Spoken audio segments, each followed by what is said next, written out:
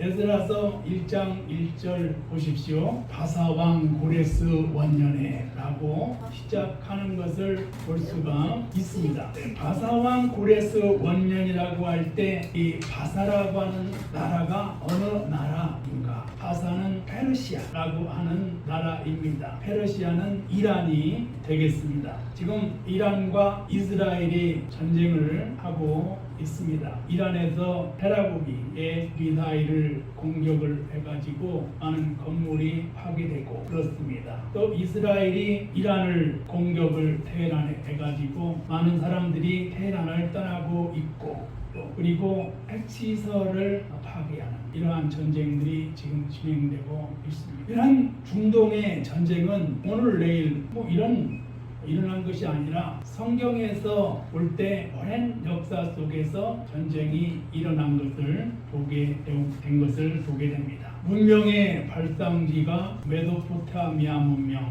이집트 문명이 있습니다. 메소포타미아 문명이라고 하는 것은 구약 성경 아브라함이 갈대아 우르에서 그 팔레스타인 지역으로 이동하는 경로를 볼 수가 있는데, 팔레스타인 땅은 지중해 연변 초승달지대에 있는 나라입니다. 오늘날로 말하면 이스라엘입니다. 그러니까 갈대아 우르가 있는 그 지역이 이라크, 이러한 지역에서 있어서 팔레스타인 땅에는 이미 기존에 정착민들이 살고 있었습니다. 그래서 정착민들이 있는 땅에 이주민인 아브라함의 족장, 아브라함의 족속들이 이동을 하면서 팔레스타인에 정착하는 과정에 있어서 전쟁들이 있었습니다. 그리고 하나님께서 아브라함에게 복의 근원으로 삼으시고 하나님께서 아브라함을 통해서 하늘의 별과 같이 바다의 모래알처럼 자손들을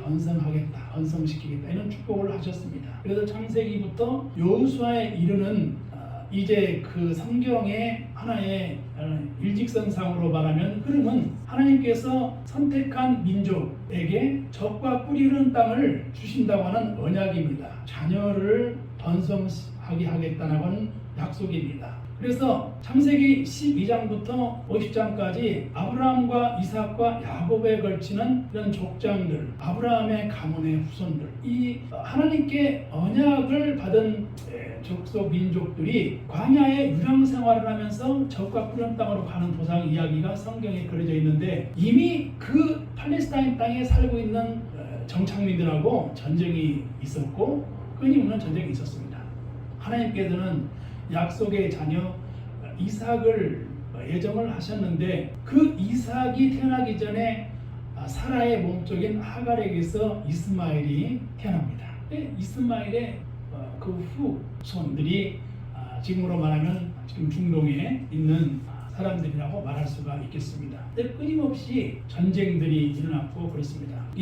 이스라엘과 이란의 전쟁의 핵심은 땅을 차지하기 위한 전쟁이라고 할 수 있습니다. 어린 시절에 이제 마당에서 그 사기 그릇으로 선을 긋고 땅 따먹기 놀이를 한 일들이 기억나시나요? 그래서 사금 그 조각으로 엄지손가락으로 튀기면 멀리 나가죠. 그리고 선을 긋죠. 그리고 다시 또 엄지손가락으로 튀기면 그 사금으로 된 조각이 가면 선을 긋고 해서 땅을 얻는 그런 놀이죠. 그런 것처럼 그걸 이제 땅 따먹기라고 말하는데, 그런 것처럼 중동에서 일어나고 있는 이 전쟁은 땅을 얻기 위한 이 전쟁이 핵심이다 이렇게 말할 수가 있습니다. 근데 전쟁이 오늘 내일 이렇게 이루어진 그런 전쟁이 아니라 이미 몇천 년 전부터 중동에서는 그 비옥한 초승달지대, 그 지중해 연변에 여기에서 전쟁, 땅을 얻기 위한 정착민들과의 전쟁 속에서 지금도 이스라엘이 AD 70년에 로마에게 해방하고자 전쟁을 벌였어요. 예루살렘이 파괴되고 그 후에 또 로마와의 전쟁을 했는데, 로마의 하디량 황제가 모든 이스라엘에 있는 예루살렘 사람들을 다 이제 추방을 해가지고, 그때부터 이스라엘 백성들은 세계 각국으로 흩어져 살아가는 나라를 잃은 역사를 가지고 살아가게 되었습니다. 이 나라를 잃은 거죠. 이 나라를 잃은 이스라엘 백성들이, 유대인들이 세계로 뿔뿔이 흩어져 살아갔습니다. 그런 사람들을 가리켜서 유대인 디아스포라다 이렇게 말합니다. 나라를 잃어서 타국에서 살아가는 거예요. 타국에서 살아가던 유대인 디아스포라들은 모세의 말씀을 그리워했고 아브라함의 축복을 그리워했고 이삭과 야곱의 말씀들을 그리우면서 율법과 말씀과 계명을 들으면서 늘 기억하면서 살았습니다. 그들이 나라를 잃고 그 비잔틴 시대에 성전 파괴일인 아부월 9일에 통곡의 벽에 와서 그들이 기도를 합니다. 나라를 잃고 성벽에 잔해만 있는 그 성벽, 통곡의 벽에서 기도를 하는 거예요. 그래서 샬롬 하베림, 샬롬 하베림, 샬롬 하베림, 샬롬 샬롬, 레이트라우 샬롬 샬롬, 이 말에 하면서 그들이 이렇게 기도를 합니다. 이 말이 그들이 예루살렘을 떠나서 유랑하는 디아스포로 살아가면서 평안하세요 친구들, 평안하세요 친구들, 평안하세요 평안하세요, 안녕하세요, 안녕히 가세요, 평안하세요 평안하세요, 이러한 인사들로 나라를 잃지만 통곡의 벽, 옛날 그 예루살렘의 성벽 잔해에서 기도하면서 다시 회복하고 다시 만나고 평안하게 살아갈 것을 기도하는 통곡의 벽에서 이러한 기도를 했다는 것입니다. 더 쉬운 표현으로 표현하자면 나라를 잃은 그 성벽 앞에서 울고 다시 나라를 회복하기를 기원하는 노래, 이런 기도라고 할 수가 있는 것입니다. 이스라엘 백성들이 흩어져 살면서 아주 갖은 고생을 다하고 유럽에서는 반유대주의로 유대인들은 살기가 아주 어려웠습니다. 1948년에 이스라엘이 세계 각국으로 오랜 세월 동안 흩어져 살다가 나라를 건국하는 역사가 이제 이루어지게 된 것은 헤르칠이라고 하는 레오노르 헤르칠이라고 하는 헝가리 태생의 신문기자 그리고 작가인 이 분이 있었기에 어느 하나의 이스라엘 국가를 다시 세울 수 있는 계기가 되었다고 합니다.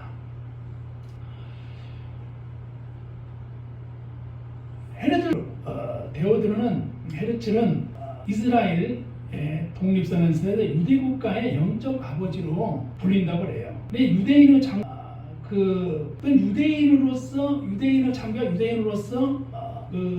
사회적으로 어려움을 겪은 이런 드레피스 사건이 발생됐다고 해요.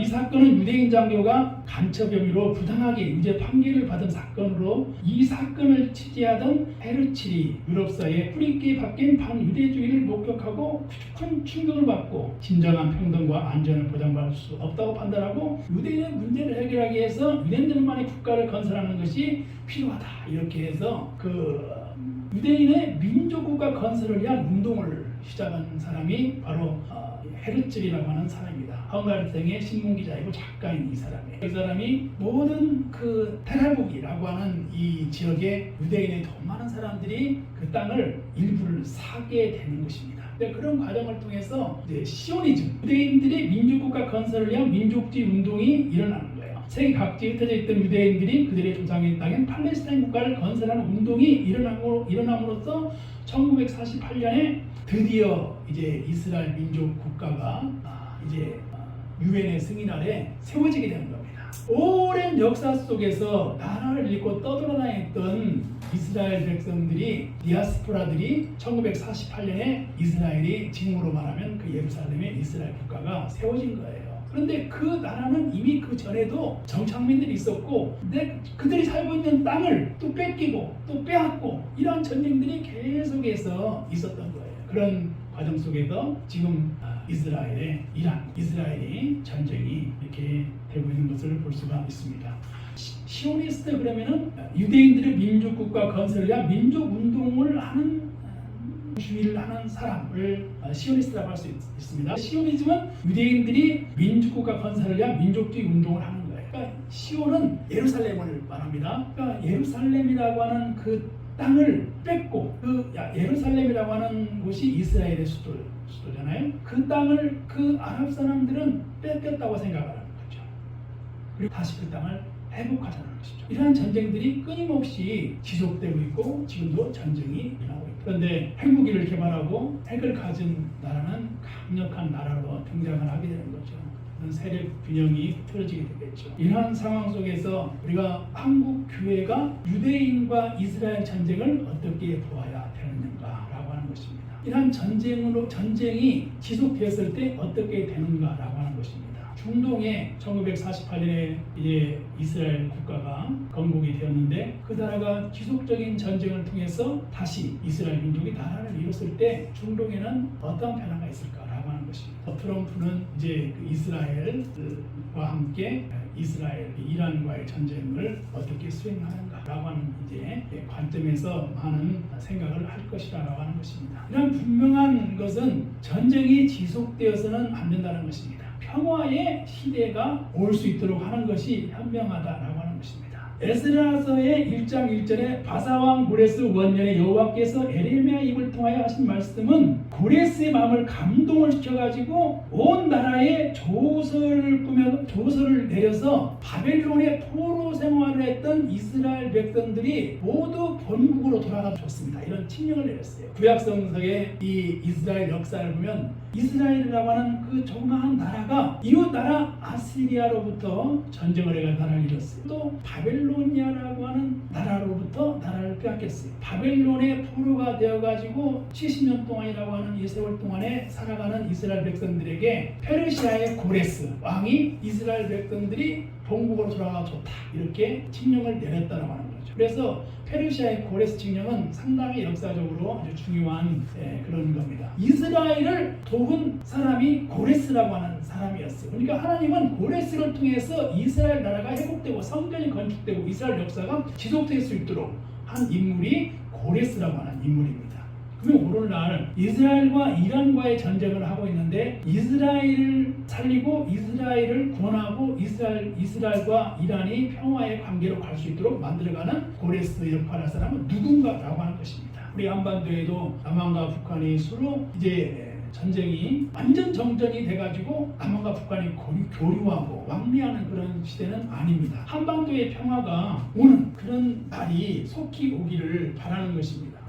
이 문익환 목사님이 라고 하는 이제 구약학 교수였고 하는 분이 계셨습니다. 공동번역 상서를 이제 만드는 일에도 참여를 하셨다고 합니다. 이제 문익환 목사님이 쓴 시가 있습니다. 그게 이제 잠꼬대 아닌 잠꼬대. 난 올해 안으로 평양으로 갈 거야. 기어코 가고 말까. 이건 잠꼬대가 아니라고, 농담이 아니라고, 이건 진담이라고. 누가 시인이 안 할까 봐서 터무니없는 상상력을 또 펼치는 거야. 천만에 그게 아니라고. 나는 이 1989년이 가기 전에 진짜 갈 거라고 가기로 결심했다고. 이런 잠꼬대 아닌 잠꼬대라고 하는 시를 문익환 목사님이 쓰셨고 이제 무단으로 북한을 방문한 그런 일들이 있습니다.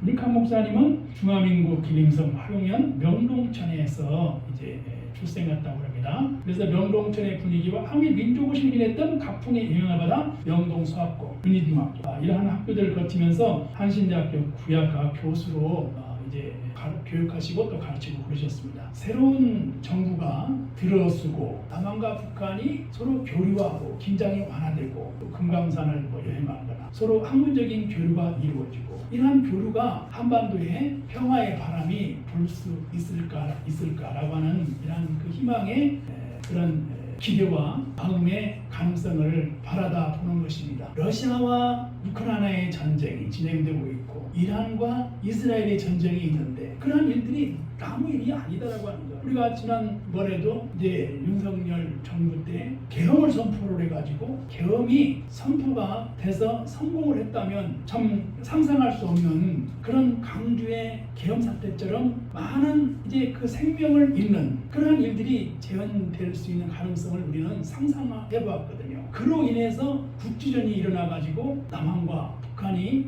전쟁을 한다면 이스라엘과 이란과 전쟁하는 것과 똑같은 그런 미사일 폭격들이 일어날 수 있었다라고 하는 상상을 해보게 되었습니다.